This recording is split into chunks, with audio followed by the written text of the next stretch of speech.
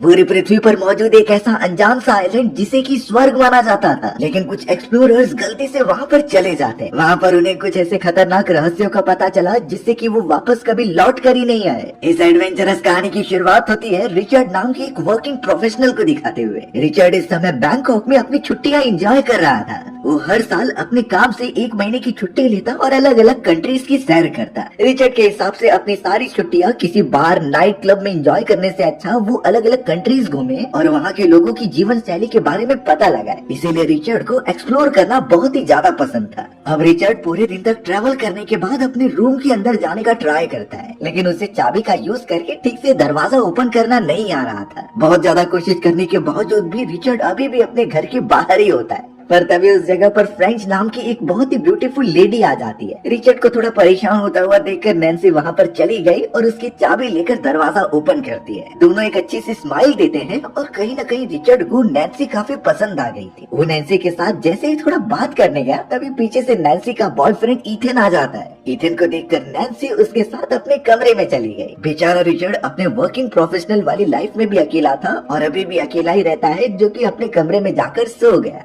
अब यहाँ Richard bed पर लेटा हुआ बहुत सारी बातें सोच रहा था, लेकिन तभी उसके ऊपर वाले हिस्से पर कोई अनजान आदमी अंदर आने का ट्राई करता है। लेकिन रिचर्ड बिल्कुल भी पैनिक नहीं होता, क्योंकि इस रूम में ज्यादा कुछ चोरी करने के लिए नहीं है। वो अनजान आदमी तो धीरे धीरे उस जगह को खोलने लगा और अपना सर निकालकर रिचर्ड से कुछ बातें करता है। उसने रिचर्ड से सिगरेट मांगी, लेकिन रिचर्ड के पास नहीं थी। पर बाद में वो आदमी रिचर्ड को ही खुद सिगरेट ऑफर करता है। लग रहा था कि वो आदमी रिचर्ड को कुछ इम्पोर्टेंट चीज बताना चाहता है। फिर जाकर उस आदमी ने सबसे इम्पोर्टेंट इन्फॉर्मेशन रिचर्ड के साथ शेयर की। वो बताने लगा कि पूरी पृथ्वी पर एक ऐसा आइलैंड मौजूद है जो बहुत ही ज्यादा ब्यूटीफुल है, एकदम हेवन की तरह। वहाँ पर इतने सारे रिसोर्सेज हैं जो कि पृथ्वी पर और कहीं भी नहीं पाए जाते। वहाँ का पानी एकदम साफ और नीला है, जैसे लगेगा कि वो सच में हेवन में आ गए हैं। उस अनजान आदमी ने अब रिचर्ड से भी बताया कि कुछ लोग उस जगह पर जाने का ट्राई किए भी थे। उनमें से वो आदमी खुद भी होता है जो उस आइलैंड तक गया भी था। लेकिन इन सारी खूबसूरती और नेचर की ब्यूटी के साथ साथ वहाँ पर कुछ ऐसी अनजान बातें हैं जिससे कि बाकी बचे हुए लोग जो उस आइलैंड पर गए हुए थे वो कभी बाहर ही नहीं आ पाए। वो आदमी खुद उस जगह से किसी भी तरीके से निकल तो जाता है, लेकिन देखकर यही लग रहा था कि उसका भी दिमागी संतुलन थोड़ा ठीक नहीं है। वो बहुत ही ज्यादा अजीब बिहेव कर रहा था बातें करते समय। अब रिचर्ड यहाँ इस आदमी को एकदम से पागल समझता है और उसे जाने के लिए कह देता है। रिचर्ड को नींद आ रही थी तो वो अपने बेड पर जाकर लेट जाता है। अब यहाँ सुबह होने पर रिचर्ड को अपने दरवाजे के ऊपर एक कागज दिखाई देता है। इस कागज को ओपन करने पर पता चला कि इस पर तो मैप का लोकेशन है और ये थाईलैंड का ही लोकेशन होता है जहाँ एक अजीब तरीके के बीच का मेंशन किया गया था। रिचर्ड को लगने लगा कि शायद ये वही अनजान आइलैंड होगा जिसकी बातें वो पागल आदमी कर रहा था। इन चीजों के बारे में और ज्यादा पता करने के लिए रिचर्ड सीधा चला जाता है साइड वाले कमरे में, यानी कि उस आदमी के पास कुछ पूछताछ करने के लिए। अब अचानक जैसे ही वो इंटर हुआ तो दरवाजा तो खुला ही था, सारी चीजें बिखरी पड़ी हुई थी और बाद में पता चला कि उस अनजान आदमी ने सुसाइड कर लिया है। उसके बॉडी पर तो अजीब तरीके के निशान बन गए थे। अब बेचारा रिचर्ड इस सिचुएशन में क्या करे, तो उसने पुलिस ऑफिसर्स को कॉल लगा दिया। ऑफिसर्स पूरी इन्वेस्टिगेशन करते हैं और उस आदमी की डेड बॉडी को अपने हिरासत में ले लेते हैं। रिचर्ड से भी सारी पूछताछ की गई और उसे गवाह की तरह एक्सेप्ट किया गया। लेकिन अब सारे लीगल प्रोसीजर्स खत्म करने के बाद रिचर्ड सीधा पहुंच जाता है अपने उन दोस्तों के पास, यानी कि नैन्सी और उसका बॉयफ्रेंड ईथन। रिचर्ड उन्हें मैप दिखाते हुए कहता है कि मुझे एक ऐसे आइलैंड के बारे में पता चला है जो एकदम स्वर्ग जैसा है और वहाँ की सारी चीजें एकदम यूनिक है। वहाँ पर अनलिमिटेड रिसोर्सेज है जो पृथ्वी पर और कहीं भी नहीं पाए गए। रिचर्ड के मन में अब इस जगह को देखने की इच्छा होने लगी थी। अब इतनी ज्यादा हाइप बना देने के कारण ईथन और नैन्सी के मन में भी जिज्ञासा उमड़ने लगी थी। वो भी इस जगह को देखना चाहते थे। तो अब होना क्या था, वो तीनों डिसाइड कर लेते हैं कि वो इस मैप को फॉलो करते हुए उस जगह पर जाएंगे। तीनों ने अपना सामान पैक किया और निकल पड़े उस जगह पर जाने के लिए एक शिप के ऊपर। थोड़ी देर तक उन्हें ट्रेवल करने के बाद वो एक बंदरगाह तक पहुँचते हैं, पर पता चला कि उस आइलैंड पर जाने के लिए उन्हें एक छोटी बोट हायर करनी पड़ेगी। इसीलिए वो उस जगह पर थोड़ा रुक कर खाते पीते हैं और वहाँ से कुछ ही घंटों में सारे रिसोर्सेस इकट्ठा करके वो निकल जाएंगे। अब रिचर्ड और उसके साथियों ने एक रात वहाँ पर रुकने के लिए रूम रेंट पर ले लिया था, लेकिन जब वो अपने कमरे में जा रहा होता है तो फिर उससे वो दरवाजा नहीं ओपन हो रहा था। रिचर्ड का पता नहीं इन सारे दरवाजे से क्या ऑब्सेशन है कि उससे ये ओपन ही नहीं होते। रिचर्ड तो अब यहाँ काफी ज्यादा परेशान हो चुका था। तभी उस जगह पर 2 लोकल लोग बैठे हुए होते हैं जो कि रिचर्ड को कुछ बता रहे थे। उन्होंने रिचर्ड को कहा कि जब तक तुम्हारा दरवाजा ओपन नहीं हो जाता तब तक तुम यहाँ आकर हमारे साथ चिल करो। रिचर्ड उनके साथ बैठकर सिगरेट पीने लगता है। उन दोनों लड़कों ने तो अब रिचर्ड को एक ऐसी जगह के बारे में में बताया जो कि उसने सपने में भी नहीं देखी होगी, यानी वो जगह थाईलैंड के अंदर ही है। पर आखिर उस जगह तक कैसे पहुंचना है, इस बात का अभी तक किसी को नहीं पता था। रिचर्ड अब उनकी बातों को ध्यान से समझने लगा कि शायद ये उसी आइलैंड के बारे में तो नहीं बात कर रहे हैं जिसकी तरफ वो और उसके साथी जा रहे हैं। उन दोनों लड़कों ने अब स्पेसिफाई करना स्टार्ट किया कि वो एक ऐसा आइलैंड है जहाँ का पानी बहुत साफ है और चारों तरफ नारियल के पेड़ हैं। वहाँ पर अगर छानबीन की जाए तो हमें डायमंड और गोल्ड के काफी सारे रिसोर्सेज मिल सकते हैं। बट प्रॉब्लम यही थी कि उस मिस्टीरियस आइलैंड के बारे में अभी तक किसी को भी नहीं पता था। जिससे पता था वो वापस कभी लौट कर नहीं आया। रिचर्ड यहाँ से तुरंत ही समझ गया कि ये सब उसी अनजान आइलैंड के बारे में बात कर रहे हैं। अब यहाँ रिचर्ड चाहता तो डायरेक्टली उन्हें आइलैंड के बारे में बता सकता था और उन्हें मैप दे सकता था, लेकिन उसे पता है कि ये एक अनजान आइलैंड है और यहाँ ज्यादा लोगों को जाना बहुत ही ज्यादा खतरनाक हो सकता है। तो अच्छा होगा कि कम ही लोगों को पता चले जिससे कि वो वहाँ पर पहुँच जाए। रिचर्ड सबसे पहले अपने रियल वाले मैप की एक कॉपी बनाता है और सुबह होने पर उसी मैप की कॉपी को उन दोनों लड़कों के पास छोड़ देता है। उसके बाद रिचर्ड सारे सामान इकट्ठा करके नैन्सी और इथन के साथ अपने सफर पर निकल पड़ा था। रिचर्ड ने यहाँ पर थोड़ी सेफ्टी भी बरती क्योंकि वो एक मिस्टीरियस जगह पर जा रहे हैं, वो भी बिना किसी को बताए। तो एटलीस्ट किसी को तो ये पहचान में रहना चाहिए कि वो कहाँ पर गए हैं। इसीलिए उसने मैप की कॉपी उन दोनों लड़कों के पास छोड़ी। इससे वो समझ जाएंगे कि इस आइलैंड का रास्ता कहाँ पर है और मुसीबत आने पर वो भी यहाँ पर पहुँच सकते हैं। रिचर्ड, नैन्सी और इथन ने एक बोट रेंट पर ले ली थी और उसी से ट्रेवल करते हुए आगे बढ़े। रिचर्ड के पास मनी भरपूर थी और वो चाहता तो यहाँ पर शिप भी लेकर आ सकता था, लेकिन उन्हें बात करने पर पता चला कि कोई भी शिप वाला उस जगह पर जाने के लिए राजी नहीं होता।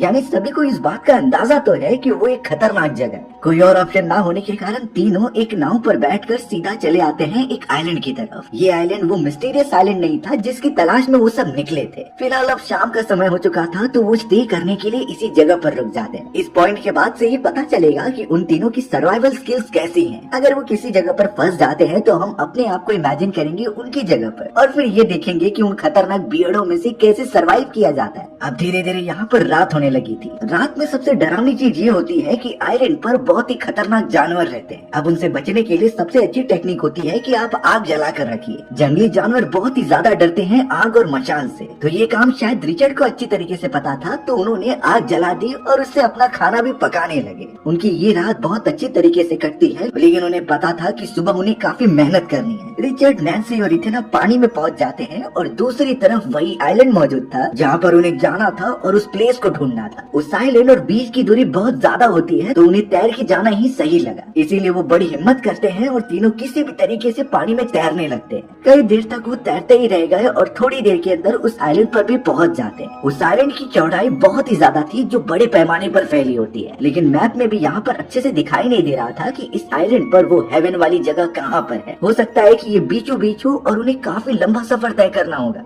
अब यहाँ इन चीजों के बारे में ज्यादा ना सोचते हुए वो तीनों एक्सप्लोर करते हुए आगे बढ़ने लगे। थोड़ी देर तक ट्रैवल करने के बाद अचानक उन्हें कुछ तो पौधे दिखाई दिए। जैसे लग रहा था कि यहाँ पर उनकी खेती की जा रही है। पास जाने पर उन्हें रियलिटी पता चलती है कि ये सारे पौधे नशीले पौधों में से आते हैं, यानी कि जो ड्रग्स और भी कई सारे नशीले पदार्थ बनाए जाते थे उन्हें इसी पौधे से एक्सट्रैक्ट करके फैक्ट्रीज में क्रिएट किया जाता था। एक समय पर तो वो तीनों हंसने लगी क्योंकि वो भी अडल्ट होते हैं और नशे किया करते थे, लेकिन इस तरीके से कैसे बीच आइलैंड पर किसी ने खेती की है इन सारे नशीले पौधों की, यही तब से रिचर्ड सोच रहा था। अब इसी तरीके से वो तीनों उस खेत में जाकर एक्सप्लोर करते रहते हैं। तभी रिचर्ड की नजर एक बंदर के ऊपर गई। वो उसे देखकर खुश तो हो गया, लेकिन अचानक वो नोटिस करता है कि उस बंदर की गले पर एक रस्सी बंधी हुई है और वो रस्सी सीधा कनेक्टेड है एक आदमी के हाथ पर जिसके पास गन भी मौजूद थी। फिलहाल वो आदमी सोया हुआ था, लेकिन उस मंकी की नजर जैसे ही रिचर्ड और उसके दोस्तों पर गई तो वो उसके हाथ को हिलाकर जगा देता है। वो आदमी चौकन्ना हो गया और अपनी गन लेकर तैनात हो जाता है। अच्छी बात ये थी कि रिचर्ड ने ये नोटिस किया और वो नैन्सी और उसके बॉयफ्रेंड को लेकर खेत के अंदर छुप जाता है।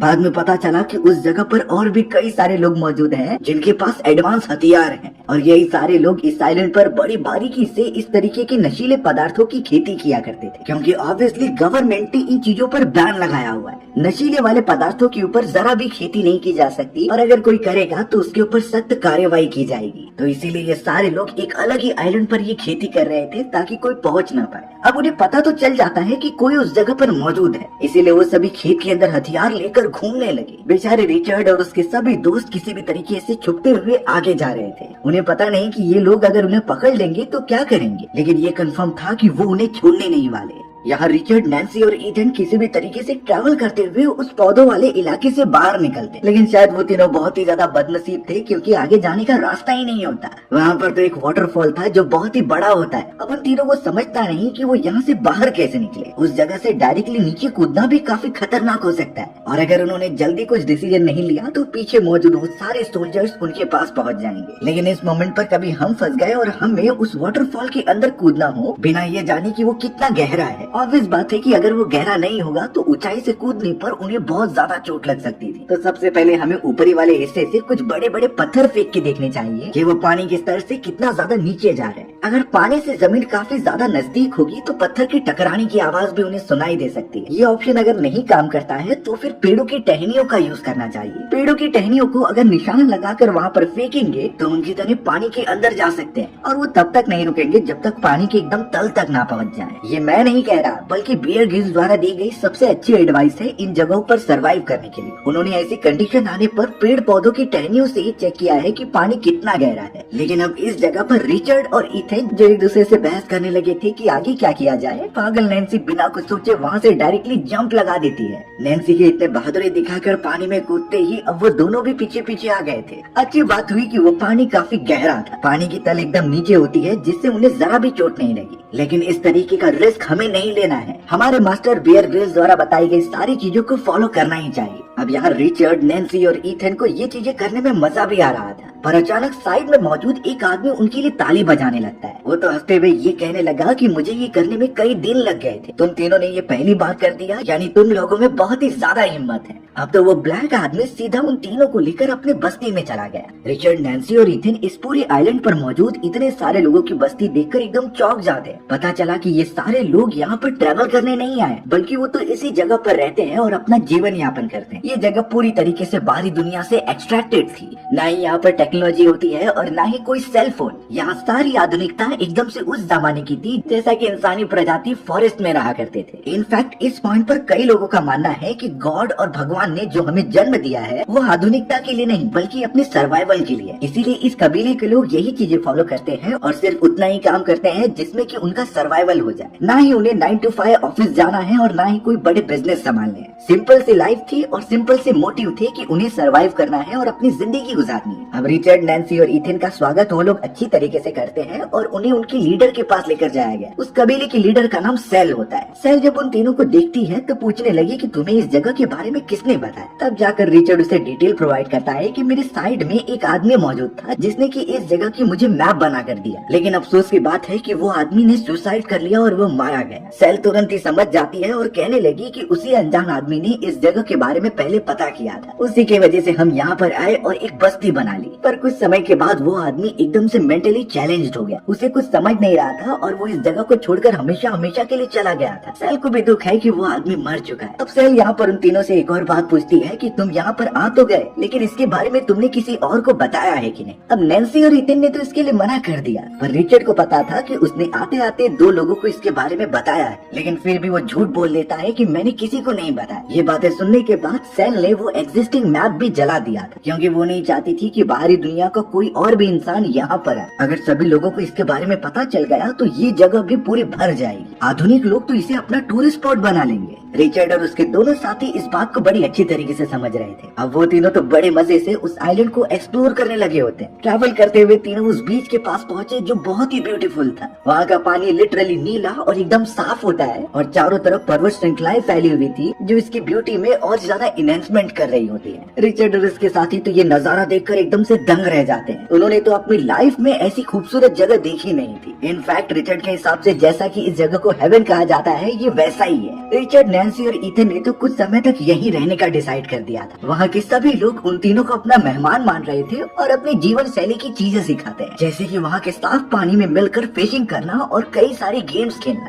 सभी उस जगह पर एकदम फ्री थे और कैसे भी अपनी जिंदगी गुजार सकते थे। किसी को भी काम का प्रेशर नहीं और ना ही फैमिली संभालने का। ऐसी आराम की जिंदगी तो रिचर्ड बहुत पहले से ही चाहता था और ये सारी चीजें वही महसूस कर सकता है जिसका पूरा टाइम ऑफिस के वर्क में ही जाता था, यानी 9 to 5 जॉब करना और फिर घर पर आ जाना और दुनिया भर की सारी मजे की चीजें छोड़कर वही चीजें फॉलो करते रहना। लेकिन इस शांत और बहुत ही ब्यूटीफुल जगह पर आकर लग रहा था कि जिंदगी में बहुत कुछ करना बाकी है। उस ब्लैक आदमी ने अब रिचर्ड और उसके दोस्तों को बताया कि जब भी हमें कुछ जरूरत पड़ती है तो हम पास ही वाले शहर में चले जाते हैं। उनके आइलैंड पर पाए जाने वाले वो सारे नशीले पदार्थ जाकर वो शहर में बेचते थे और अपनी जरूरत के सामान यहाँ लेकर आ जाते थे। इससे उन्हें कभी भी रिसोर्सेज की ज्यादा कमी नहीं महसूस हुई और मोस्ट ऑफ द फल, फ्रूट और वेजिटेबल वो यहीं पर उगाते थे। सेल ने तो ये बात मेंशन की कि सबसे पहले इस जगह पर यहाँ के किसान रहा करते थे, लेकिन जब हम सभी को इस चीज के बारे में पता चला तो हम यहाँ मूव होने लगे। उन्होंने हमें यहाँ रहने की परमिशन दे दी, लेकिन सिर्फ एक शर्त पर। उनके हिसाब से और किसी भी लोगों को इन चीजों के बारे में पता नहीं चलना चाहिए, क्योंकि ये जगह बहुत ही ज्यादा प्रेशियस है। यहाँ पर जितने कम लोग रहे उतना ही अच्छा है। धीरे धीरे रिचर्ड और उसके सभी साथी वहाँ का रहन सहन सीखने लगे थे। अब यहाँ हमें पता चलता है कि रिचर्ड कहीं न कहीं नैन्सी को पसंद करता है और उसने नैन्सी को बुलाकर अपने मन की बात भी जाहिर कर दी। लेकिन रिचर्ड अपने आप को एक पॉइंट पर रोक रहा था, क्योंकि नैन्सी अभी अपने बॉयफ्रेंड ईथन के साथ है। आखिर वो कैसे उसके साथ चीट कर सकती है। लेकिन जब रिचर्ड और नैन्सी के बीच बातें चलने लगी तो नैन्सी भी क्लियर करती है कि वो रिचर्ड को पसंद करती है। तो अब होना क्या था, दोनों लवर्स एक साथ आ जाते हैं ईथन के बारे में सोचे बिना। वो दोनों तो अच्छी तरीके से मेकआउट भी करते हैं, लेकिन ये सच्चाई आखिरकार कब तक छुपी रहेगी। अगले दिन ईथन को भी इन चीजों के बारे में पता चल जाता है। वो सबसे पहले रिचर्ड के ऊपर काफी गुस्सा हो रहा था। उसने एज अ फ्रेंड उसे एक्सेप्ट किया होता है, लेकिन रिचर्ड ने उसे धोखा दिया। गुस्से में आकर ईथन ने नैन्सी से ब्रेकअप ही कर लिया था। यानी कि एक तरीके से रिचर्ड और नैन्सी अब पूरी तरीके से आजाद हैं। अब वो दोनों अच्छी खासी रिलेशनशिप में आ जाते हैं, जिसमें कि वो काफी मजे कर रहे थे। अब एक दिन उस आइलैंड पर बहुत ही तेजी से बारिश होने लगी थी। सभी लोग पेड़ पौधों के नीचे जाकर छुप जाते हैं और वो कहने लगे कि अभी हम फिशिंग करने नहीं जा सकते। बारिश के समय बड़ी बड़ी लहरें उठती हैं और इस मोमेंट पर मछली पकड़ना बहुत खतरनाक हो सकता था। लेकिन रिचर्ड इन चीजों को नहीं मानता। उसे कुछ एक्साइटिंग चीजें करनी थी, तो वो चैलेंज एक्सेप्ट करता है कि वो इस टाइम पर भी जाकर फिशिंग करेगा। सभी उसे रोक रहे थे, लेकिन रिचर्ड सीधा पानी में चला गया एक भाले को लेकर। उसका मानना था कि वो सबसे बड़ी मछली पकड़ कर लाएगा। अब रिचर्ड थोड़ा आगे बढ़ता ही है, जिसमें कि पानी का बहाव काफी तेज हो गया था। अब अचानक पीछे की तरफ से जो सारे लोग मौजूद थे वो रिचर्ड को वापस आने के लिए कह रहे होते हैं। रिचर्ड उनका इशारा समझ नहीं पाता और फिर बाद में पता चला कि उस पानी के अंदर एक शार्क मौजूद है। वो शार्क सीधा रिचर्ड के पास आ रही थी उस पर हमला करने के लिए। रिचर्ड ने भी ये देख लिया था, लेकिन उसे कुछ समझता नहीं कि इन चीजों से कैसे बचा जाए। लेकिन अगर हमारे सामने इस तरीके की शार्क आ जाए तो आखिर बचना कैसे है। बात सिंपल है कि हमें शुरुआत में पैनिक नहीं होना है। अगर हम ज्यादा आवाज करेंगे या फिर तैरने की कोशिश करेंगे तो ये चीजें शार्क जैसे प्रेडेटर्स का ध्यान अपनी तरफ अट्रैक्ट करती हैं। सबसे अच्छी टेक्निक है कि शार्क की तरफ देखकर उसे फेस करते रहिए, बिल्कुल भी उससे नजर ना फेरिए, क्योंकि ये इन प्रेडेटर्स का बिहेवियर होता है। अगर उनका शिकार किसी दूसरी तरफ देख रहा है तभी ये उनके ऊपर हमला करते हैं। ये बिहेवियर हम जंगली जानवरों में भी देख सकते हैं। और अगर बात रही शार्क फिर भी पास में आती है तो किसी ऑब्जेक्ट की मदद से उनके सेंसिटिव हिस्से पर वार कीजिए, यानी उनकी आंख, गिल्स और स्नॉट के ऊपर। इन्हीं चीजों की वजह से शार्क को भगाया जा सकता है। और ट्राई कीजिए कि बहुत ही शांति से जितना जल्दी हो सके पानी से बाहर निकल जाइए। अगर ये सारी चीजें अच्छी तरीके से फॉलो करेंगी तो आपकी जान बच सकती है। लेकिन अभी तक यहाँ पानी के अंदर हमारा रिचर्ड फंसा हुआ है। अब एक मोमेंट पर तो वो सोच रहा था कि वो क्या करे, लेकिन रिचर्ड को सर्वाइवल के लिए लड़ना होगा। उसने अपने हाथ में जो भाला लिया था, अब वो तुरंत ही उस शार्क के पेट पर वार कर देता है। लगातार इसी तरीके के स्टैप करने पर वो शार्क बहुत बुरी तरीके से मर जाती है। रिचर्ड जब वापस किनारे पर आया तो सभी लोग काफी खुश हो रहे थे। एक तरीके से रिचर्ड इस मोमेंट के बाद उन सभी के बीच काफी फेमस हो गया था। हर कोई रिचर्ड को अब सबसे ज्यादा बहादुर समझता था। अब अगले दिन यहाँ पता चलता है कि उन्होंने राइस की जो खेती की थी वो पूरी तरीके से सड़ चुकी है, यानी उनका बहुत सारा सामान बेकार हो चुका था। उनके पास रिसोर्सेज की बहुत कमी थी, तो अब उन्हें शहर जाना पड़ेगा वो सब लाने के लिए। सेल तो अब ये डिसाइड करती है कि रिचर्ड मेरे साथ चलेगा शहर में वो सारी चीजें लाने के लिए। रिचर्ड इस बात को मना नहीं कर पाता और अब सभी लोग उसे अपनी अपनी चीजें बताने लगी कि उन्हें क्या चाहिए। कुछ ही समय में रिचर्ड और सेल शहर में मौजूद होते हैं और कई सारे सामान इकट्ठा करने लगते हैं। अब यहाँ रिचर्ड को बहुत ही अजीब लग रहा था शहर के अंदर। वो तो जल्द से जल्द उसी शांत भरे हुए आइलैंड पर जाना चाहता था, क्योंकि ये शहर में बहुत ही ज्यादा शोर शराबा है। सभी लोग एक मैट्रिक्स से बंधे हुए हैं जो कभी बाहर नहीं निकल सकते। तो यही रीजन है कि रिचर्ड अब उसी आइलैंड पर रहना चाहता है। साथ ही साथ उसने खुद से भी प्रॉमिस किया कि वो इन चीजों के बारे में किसी को नहीं बताएगा। अब यहाँ रिचर्ड और सेल एक बार में मौजूद होते हैं, जहाँ पर अब वही दोनों लड़के आ जाते हैं जिन्हें की रिचर्ड ने मैप प्रोवाइड किया था। उन दोनों लड़कों के साथ उनके फ्रेंड्स भी होते हैं, जो कि सीधा रिचर्ड को आकर थैंक यू कह रहे थे। उन्होंने बताया कि वो कुछ ही समय में उस आइलैंड पर जाने वाले हैं वो जगह देखने के लिए। बट रिचर्ड बात चेंज करते हुए ये कहने लगा कि वो सब एक मजाक था। मैंने तो ऐसे ही कोई रैंडम मैप तुम्हें दे दिया और ऐसी जगह तो कभी एग्जिस्ट ही नहीं करती। बट वो लोग इतने पागल नहीं थे। वो रिचर्ड की बातों पर भरोसा नहीं करते और अपनी एक्सप्लोरेशन जारी रखते हैं। इन चीजों के बारे में अब सेल को भी पता चल गया था। सेल थोड़ा सा गुस्सा होती है कि रिचर्ड ने उन लोगों को भी आइलैंड के बारे में बताया, पर सेल ने यहाँ रिचर्ड को कहा कि मैं ये बातें आइलैंड पर मौजूद किसी को नहीं बताऊंगी, लेकिन इसके बदले तुम्हें मेरे साथ मेकआउट करना होगा। रिचर्ड कुछ नहीं सोच पाता और आखिर में उसे सेल की बात माननी ही पड़ती है। दोनों एक दूसरे के साथ अच्छे मोमेंट गुजारते हैं और निकल पड़ते हैं सारे सामान लेकर आइलैंड की तरफ। रिसोर्सेस अच्छी तरीके से उनके पास मिल चुके थे। सभी लोग काफी खुश हो जाते हैं और अपनी लाइफ उसी तरीके से गुजारने लगते हैं। अब अगले दिन पता चला कि फिशिंग करते दौरान एक शार्क ने उनके 2 साथियों को घायल कर दिया है। उनमें से एक साथी तो मर ही चुका था और दूसरा वाला बहुत गंभीर तरीके से घायल होता है। उन्हें जल्द से जल्द किनारे पर लाया गया। अब प्रॉब्लम की बात ये होती है कि उनके पास उतनी मेडिसिन नहीं थे और किसी डॉक्टर को इस आइलैंड पर बुलाने का रिस्क वो नहीं लेना चाहते, तो इसीलिए वहाँ जितने भी इक्विपमेंट्स मौजूद थे वो उस घायल आदमी का अच्छी तरीके से इलाज करते हैं। लेकिन उस आदमी के साथ सभी को पता था कि ये बचने वाला नहीं है। कई दिनों तक तड़पते रहने के बाद उसे एंड में जाकर फॉरेस्ट में छोड़ दिया गया। इथेन तो उन सभी को कह रहा था कि हमें इसे शहर में लेकर जाना चाहिए, लेकिन कोई उसकी बात नहीं सुनता और सभी उसे फॉरेस्ट में छोड़कर चले जाते हैं। इथेन तो उसी आदमी के साथ एंड तक टिका रहता है। अब एक रात जब रिचर्ड सो रहा था तभी उसे सेल आकर जगाती है। वो तो उसे लेकर किनारे पर चली गई और दूसरी तरफ दिखाती है वो कुछ लोगों को जो वही थे जिन्हें की रिचर्ड ने वो मैप दिया था। उनके हाथ में वो मैप देखकर सेल एकदम से चौंक गई, क्योंकि रिचर्ड ने उसे ये नहीं बताया कि उसने ओरिजिनल मैप का एक और डुप्लीकेट मैप बनाया था और यही मैप उसने उन लोगों को दिया है। सेल ने रिचर्ड को ये पनिशमेंट दी कि तुम यही रहोगे और जब वो लोग इस आइलैंड की तरफ आएंगे तो तुम्हें उन्हें वापस भेजना है और मैप को भी उनसे लेकर जला देना है। सेल तो चली जाती है, लेकिन रिचर्ड अब काफी अकेला हो चुका था। वो अब उसी जगह पर रुक जाता है जो कि अब काफी रात हो चुकी थी। थोड़ी देर में अचानक वहाँ पर नैन्सी आती है। नैन्सी ने तो रिचर्ड को एक स्लैप कर दिया, क्योंकि सेल ने कबीले के सारे लोगों को सच्चाई बता दी है कि कैसे रिचर्ड ने उन लोगों को मैप दिया था और ये भी कि सेल और रिचर्ड के बीच कितनी क्लोजनेस आ चुकी थी शहर के अंदर। रिचर्ड यहाँ नैन्सी को सब समझाने का ट्राई तो करता है, लेकिन नैन्सी उससे ब्रेकअप करके चली जाती है। अब बेचारा रिचर्ड एकदम से परेशान हो चुका था। वो अब वापस कबीले वालों के पास भी नहीं जा सकता, क्योंकि वो उसे अपना दुश्मन मानने लगे थे। रिचर्ड तो बेचारा उसी किनारे पर रुकता है ताकि वो दूसरे लोगों को आने से रोक दे। वो तो उनकी हर एक चीजों पर नजर रख रहा था कि वो क्या कर रहे हैं, बट अब ये पूरा एनवायरनमेंट जो उसकी तरफ बन चुका है उसमें रिचर्ड एकदम से पिसने लगा था। उसके दिमाग में तो अजीब तरीके के विजन्स आने लगे थे जो एग्जिस्ट ही नहीं करते। इनफैक्ट वो तो अपने आप को एक फॉरेस्ट वाले गेम में इमेजिन करता है, जहाँ पर वो एक एडवेंचर सफर पर निकला है और किसी भी तरीके से सरवाइव कर रहा है। रिचर्ड उन सारे लोगों पर जब नजर रख रहा था तो वो नोटिस करता है कि वो एक बोट बना रहे हैं ताकि वो इस आइलैंड पर आ जाए। किसी भी तरीके से वो दूसरे लोग इस आइलैंड पर पहुंच भी जाते और वो सब तो सीधा निकल पड़े उस जगह पर जहाँ नशीले पौधों की खेती की जाती थी। जब ये चीजें उन अनजान लोगों को पता चली तो वो काफी खुश होने लगे थे, लेकिन उन्हें क्या पता कि सबसे बड़ा खतरा तो वहाँ पर मौजूद है। जितने भी किसान होते हैं जो इस जगह की रखवाली करते, उन्हें वो दिखाई देने लगे। तो अब बिना देरी किए उन्होंने अपने वेपन निकाले और उन चारों लोगों को शूट कर दिया। बेचारा रिचर्ड ये चीजें देखकर एकदम डर जाता है, यानी कि बिना कुछ रहम किए उन्हें मार दिया गया। अब एक किसान ने रिचर्ड को भी देख लिया था। वो तो अपना वेपन लेकर सीधा रिचर्ड का पीछा करने लगा, जिस पर रिचर्ड तुरंत ही भाग निकलता है। अच्छी बात हुई कि उस किसान का पैर जानवर पकड़ने वाले एक जाल के अंदर फंस गया, यानी रिचर्ड को वहाँ से भागने का मौका मिल जाता है। वो सीधा पहुंच गया उस कबीले के अंदर। सभी के सामने न आते हुए रिचर्ड सबसे पहले नैन्सी और इथेन के पास जाता है। नैन्सी और इथेन एक बार फिर साथ में आ चुके होते हैं और हमें पता चला कि जिस आदमी को शार्क ने डैमेज दिया था वो भी वहीं पर मौजूद है। रिचर्ड उन दोनों को समझाता है कि हमें यहाँ से निकलना होगा, ये जगह बहुत ही ज्यादा खतरनाक होती जा रही है। उसने वो भी इंसिडेंट बताया कि कैसे कुछ लोग इस आइलैंड पर आए थे, लेकिन उन किसानों ने बेरहमी तरीके से उन्हें मार दिया। तो हो सकता है कि वो सब हमें भी जल्द से जल्द खत्म कर दे, इसीलिए हमें इस आइलैंड से वापस शहर में जाना चाहिए। सबसे पहले रिचर्ड नैन्सी और इथेन को जाने के लिए बोलता है, जो कि किनारे पर चले गए। लेकिन रिचर्ड उस घायल पड़े हुए आदमी को देख नहीं पा रहा था, इसीलिए उसने उसका काम आसान कर दिया और उसका मुंह और नाक बंद करके उसकी जान ले ली। ये उसके लिए सबसे आसान मौत थी। पर अगले ही मोमेंट में पीछे से रिचर्ड के सर पर किसी ने हमला कर दिया। रिचर्ड वहीं पर बेहोश हो जाता है।